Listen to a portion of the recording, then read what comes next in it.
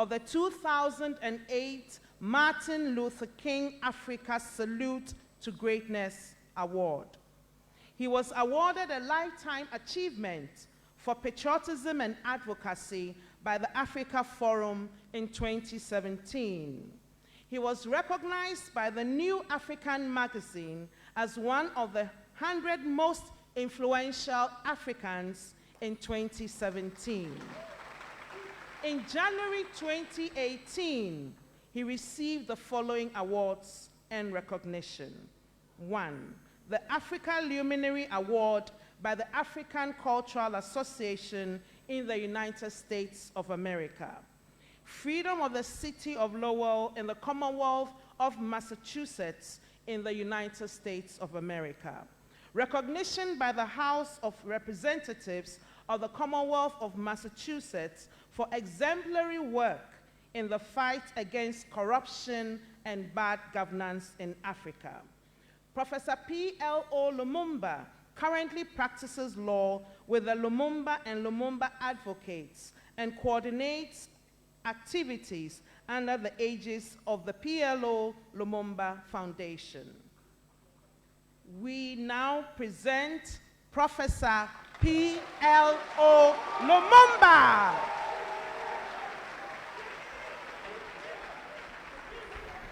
Thank you.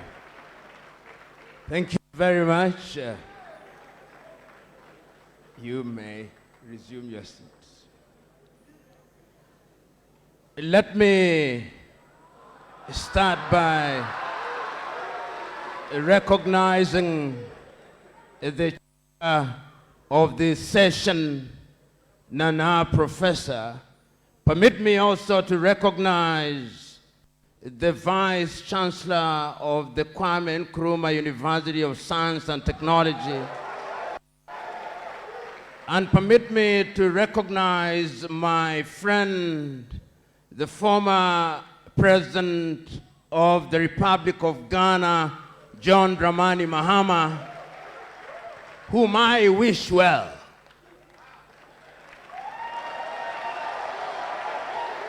And permit me to recognize the students here present and to stand on the protocols that have been established before I rose. Let me say how great I am to be given the honor and privilege to deliver the commemorative lecture of a man whom history already acknowledges as great, His Excellency John Evans Atta Mills, now with the Lord. It gladdens my heart to be present before you because this lecture is being delivered at a time when our continent is at crossroads in many ways. It is being delivered at a time when we as Africans are under an obligation to ask ourselves many uncomfortable questions. It comes at a time when the continent of Africa is beginning to run short of heroes to emulate.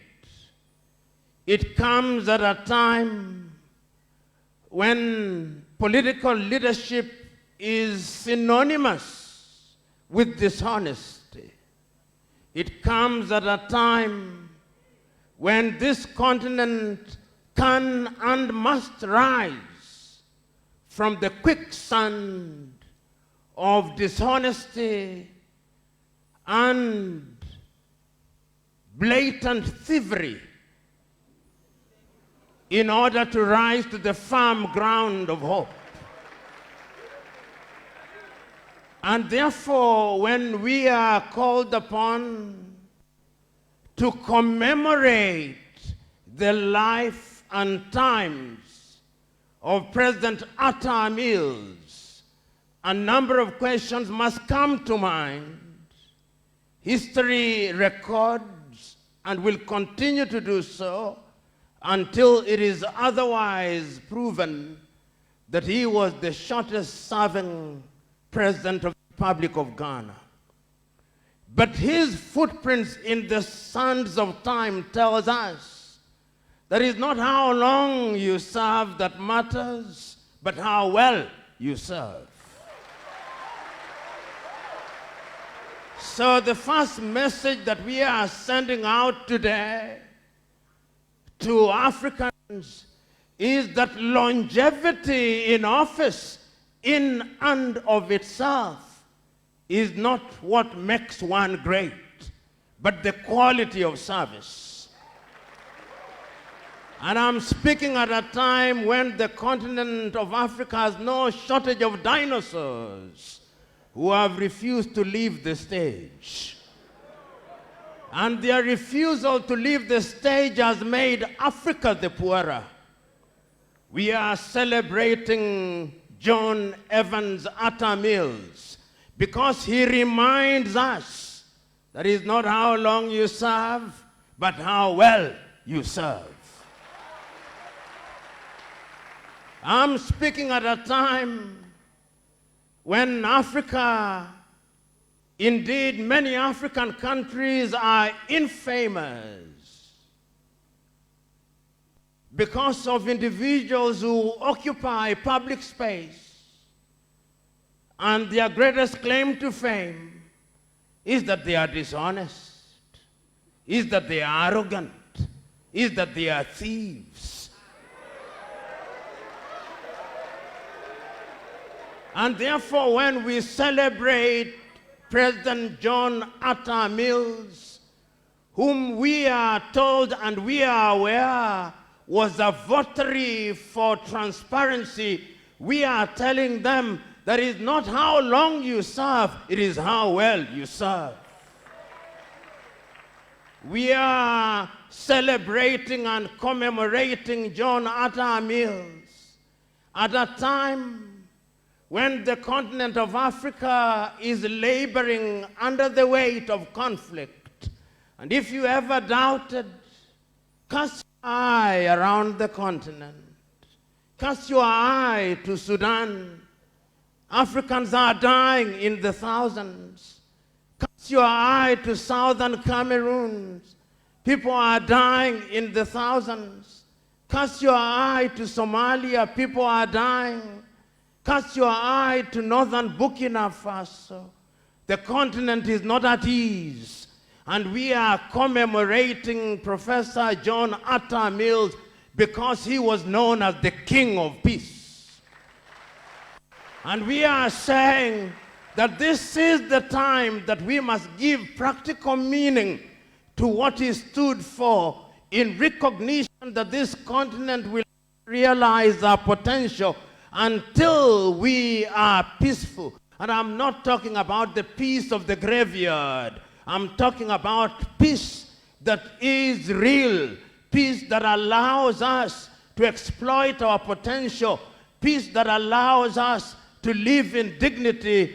This man that we are commemorating today was a warrior for peace and justice, and he was such a warrior recognized only for slightly over 3.5 years, demonstrating that it's not how long you serve, but how well you serve.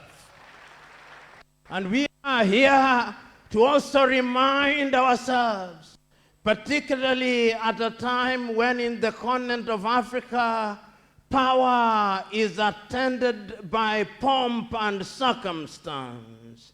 When power in Africa is attended by wastage, where power is attended by razzmatazz, where power is attended by abuse of office, and we are reminded that one of Atta Mills' greatest claim to fame was humility. We are celebrating humility, and from this podium we are telling the arrogant African politician, be not arrogant.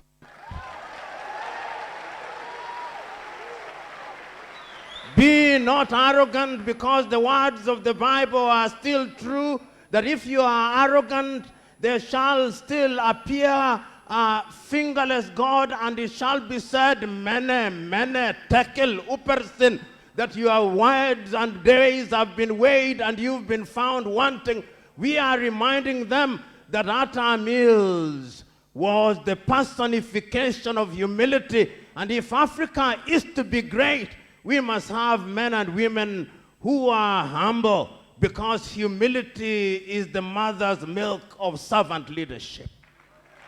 We are here to celebrate Atta Mills because he was a Pan-Africanist. He realized, like his predecessors, and it was here in Ghana, not too far from here, in 1957, when another great Ghanaian said that the independence of Ghana meant nothing if the rest of Africa was not independent. That great Ghanaian for whom this university is named, was Osagie for Kwame Nkrumah. And we are here at a university that is named for him.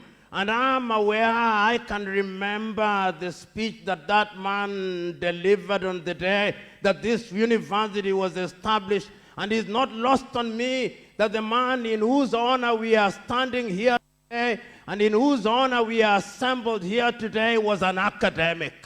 I'm not unaware that he was an academic of giant proportion, that he bestrode the academic field like the fabled Colossus, that I, in fact, did meet him as an academic, and that he distinguished himself as an academic.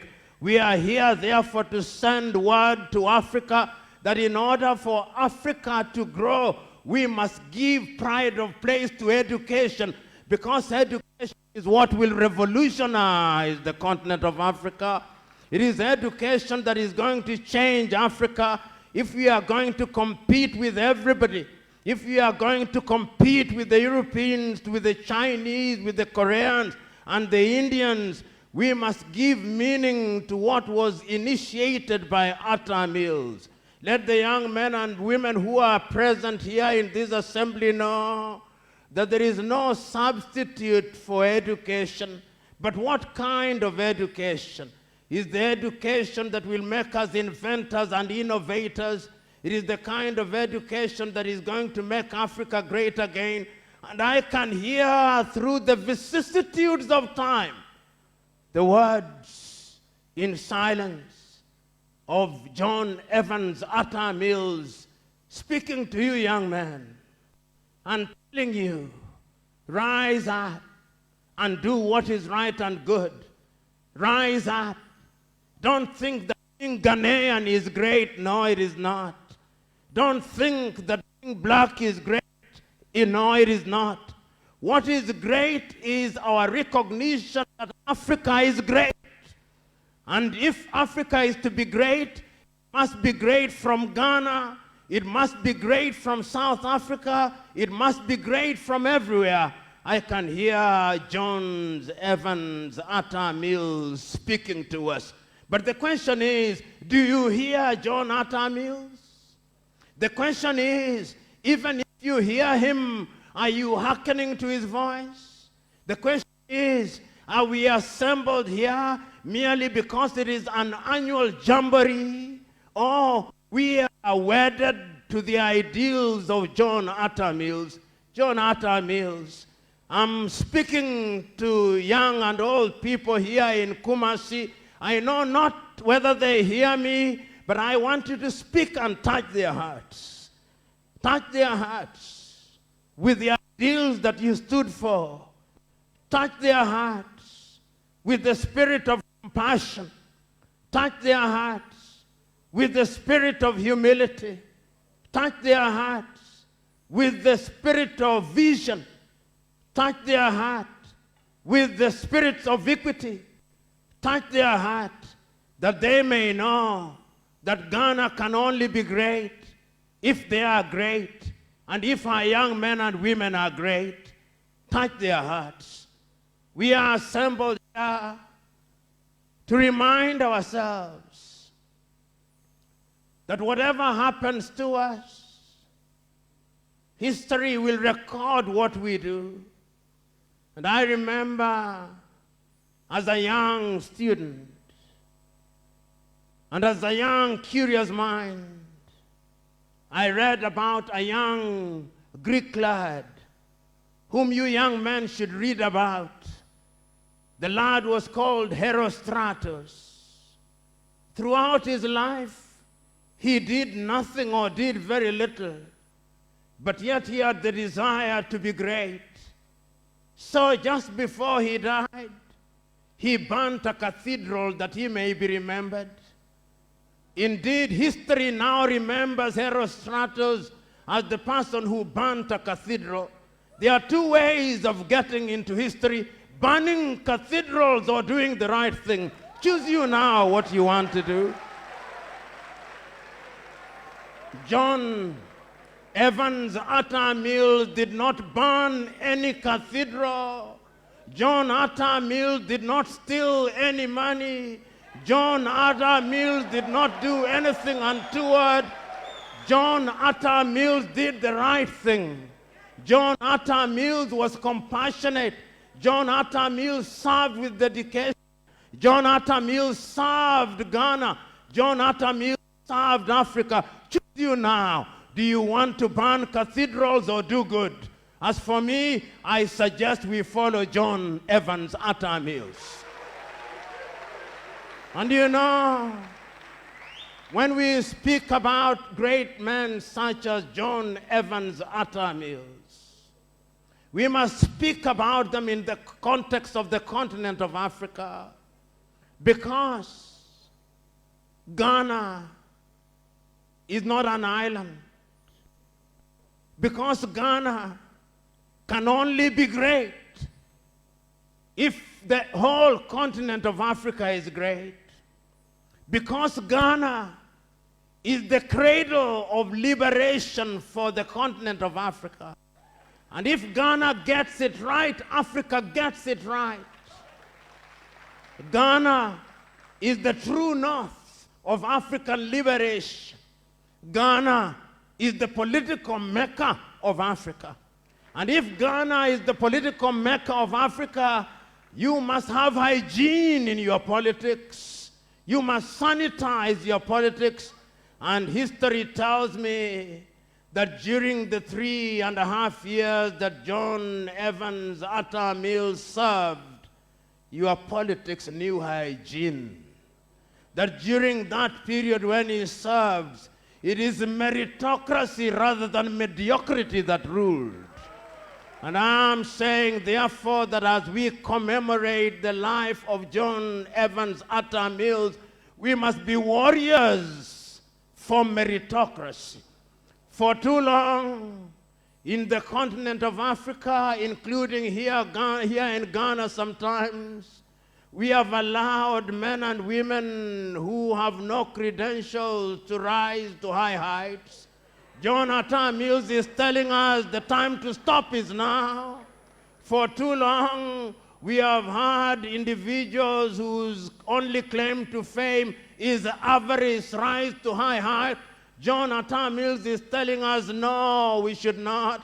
We have for too long allowed our institutions to be led by men and women who have no business leading domestic and village cattle dips, because even the cows will reject them. So today, we are here to celebrate a great man who served well, a great man who believed that you are not successful until your successor succeeds. A great man who believed that life and political office is a relay race, that you run your leg and hand over the baton to another generation. A great man who recognized that academic excellence combined with political excellence and agility is indeed the recipe for success. A great man who knew that servant leadership is what his country needs. A great man who knew that simplicity is the highest form of sophistication, a great man who recognized that equity is the greatest form of development, and that is why we hear testimonies where men and women during his time were judged not by the color of their skin or by their gender, but by their character. That is the man that we need now. That is the man of whom I speak now. That is the man whom we are commemorating today. And you know, when you speak about such a man, you don't speak for too long because it is unwise to do so. When you speak of such a man, you only touch that which is important. And when I speak about him, and as I must not speak for too long, I remember as a young student in 1979, I remember reading a book that in some ways spoke about John Evans Atta Mills. That book is a Greek tragedy. That book is Sophocles' Oedipus. And I remember in the very last words of that book, some parts are relevant, but some parts are not relevant.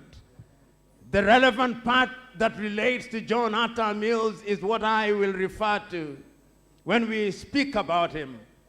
Behold, sons and daughters of Ghana and Africa, there lived John Atta Mills, one of the greatest Ghanaians that Ghana has ever produced. He came and served for a short time. He served in humility, in recognition that success must never be defined by he who is successful, but is defined by those who live long after him. Today, I can make an announcement that indeed John Evans Atta Mills was a successful man. He was a successful man because 10 years after he was gathered to his fathers, we are assembled here, young and old, to commemorate him. He was a successful man because we are gathered here. We are gathered here from traditional chieftaincies, and we are saying he was a great man. We are gathered here from the academia, and we are saying he was a great man. We are gathered here from the political arena, and we are saying he was a great man. We are gathered here from the students who are eager with curiosity, and they are saying, although we did not see him, he was a great man. We are gathered here because I come from Kenya, and I am saying he was a great man. He must have been great indeed. And you know, the only lesson that he now teaches us, particularly to you young men and women, he is telling us, I came, I saw, I played my part. You who are young, you look at the things that I did. Look at the things that others did. Emulate what I did, and go out into the world and prove that it can be done, because it must be done, and because if it is not done, Africa will never realize our potential. So I say with you today, John Atta Mills is dead. Long live John Atta Mills. Long live John Atta Mills. God bless you.